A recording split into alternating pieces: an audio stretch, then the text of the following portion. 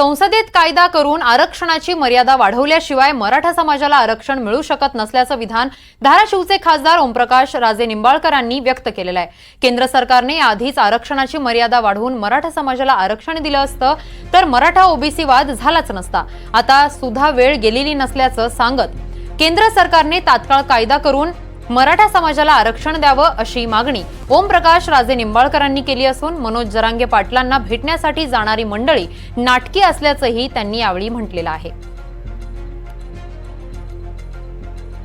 केंद्र सरकारकडे विनंती करतोय, मागणी करतोय की 50% आरक्षणाची जी मर्यादा आहे ती वाढवायचं काम संसदेनंच करणं अपेक्षित आहे। संसदेतच काय त्या ठिकाणी संवैधानिक दुरुस्ती आणून तो कायदा करणं गरजेचं आहे। मला वाटतं हे 6 वेळेस मांडल्याच्या नंतर सुद्धा केंद्र सरकारनं त्याच्या बाबतीत लक्ष दिलं नाही।